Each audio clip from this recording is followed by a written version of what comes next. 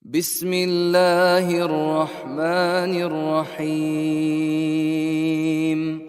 Qul huwallahu ahad, Allahus samad, lam yalid wa lam yulad, wa lam yakul lahu kufuwan ahad.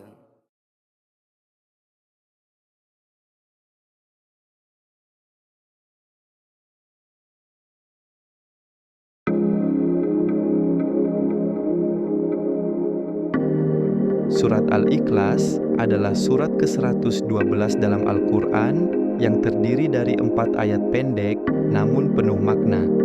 Surat ini mengandung penegasan tentang tauhid, yaitu keesaan Allah tanpa sekutu, tanpa ketergantungan, dan tidak menyerupai makhluk apapun. Menurut beberapa riwayat, surat Al-Ikhlas diturunkan sebagai jawaban ketika orang-orang musyrik Quraisy bertanya kepada Nabi Muhammad SAW. Mereka ingin tahu tentang hakikat Tuhan yang disembah oleh Nabi dan kaum muslimin. Maka Allah menurunkan surat ini untuk menjelaskan bahwa Allah adalah Esa, tidak bergantung, tidak dilahirkan dan tidak melahirkan, serta tidak ada satupun yang menyerupainya. Keutamaan surat Al-Ikhlas: 1. Mendatangkan cinta Allah.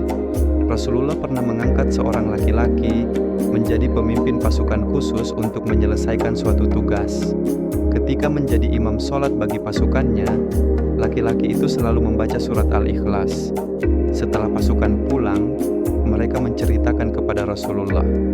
Mendapati laporan itu, Rasulullah menyuruh mereka untuk menanyakan kepada laki-laki tersebut apa alasannya selalu membaca surat ini dalam sholatnya.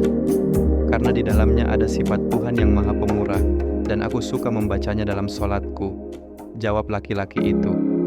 Setelah Rasulullah mendengar jawaban tersebut, beliau pun bersabda, sampaikan kepadanya bahwa Allah menyukainya. Hadis riwayat Bukhari. 2. Wasilah masuk surga. Dalam hadits lain yang juga riwayat Imam Bukhari, pernah ada seorang laki-laki menjadi imam Masjid Quba. Setiap kali telah membaca surat lain dari Al-Quran, ia menutupnya dengan surat Al-Ikhlas. Sahabat yang lain pun mengingatkannya, engkau telah membaca surat ini, tetapi kelihatannya engkau merasa tidak cukup dengannya. Lalu engkau membaca surat Al-Ikhlas. Aku tidak akan meninggalkan surat ini.